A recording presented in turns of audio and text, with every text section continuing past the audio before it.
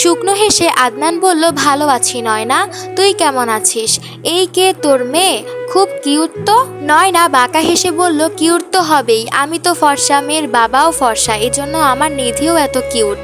নিধির নাম শুনে আদনানের বুক কেঁপে উঠল। নয়নার সাথে প্রেম থাকাকালীন আদনান বলেছিল তাদের মেয়ে হলে নাম রাখবে নিধি, আর ছেলে হলে নাম রাখবে নিদ্র।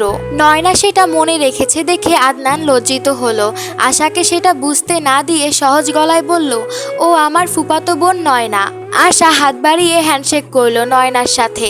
নয়নার বুকে এক অচেনা ব্যথা শুরু হলো। এই ব্যথা সে গত 3 বছর ধরে বুকে মাটি চাপা দিয়ে রেখেছে। আদনান আশার হাত ধরে বলল, চলো বাসায় যাই, তোমার খিদে পেয়েছে নিশ্চয়ই, নাস্তা করবে চলো। নয়না মেয়েকে কোলে নিয়ে আদনানের গমন পথের দিকে তাকিয়ে রইল। তারপর বিড়বিড় করে বলল, প্রতারক। শালুক সিদ্ধান্ত নিল ওই হার্দিকাকে ও আশা বলে ডাকবে না, হার্দিকাও বলবে না, ও তাকে ফার্দিকা বলে ডাকবে। রাতে খাওয়ার সময় শালুক বসলো না প্রথম ব্যাচে। শালুকদের বাড়িতে মা, চাচি, ফুপু, দাদি এরা সবাই পরের ব্যাচে বসে। শালুকের ওই ফার্দিকাকে সহ্য হচ্ছে না কিছুতেই। খেতে বসে আদনান ভাইয়ের করা আদিক্ষেতা দেখলে শালুকের ইচ্ছে করবে কাচের গ্লাস ছুঁড়ে ফার্দিকার মাথা ফাটিয়ে দিতে। তবে একটা নাটক দেখার লোভও শালুক সামলাতে পারল না। নয়না আপার সামনে আদনান ভাই কিভাবে ফার্দিকাকে যত্ন করে খাওয়ায় তাই দেখার ইচ্ছা।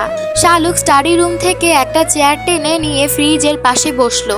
ফ্রিজ আর ডাইনিং টেবিলের দূরত্ব 10 থেকে 12 হাত। নয়না বসেছে আদনানের মুখোমুখি।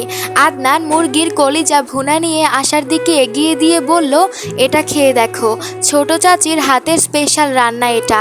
তোমাকে বলেছি না, ছোট চাচি হচ্ছে দ্রৌপদীর ছোট বোন, উনি যা রান্না করেন তাই বেস্ট হয়।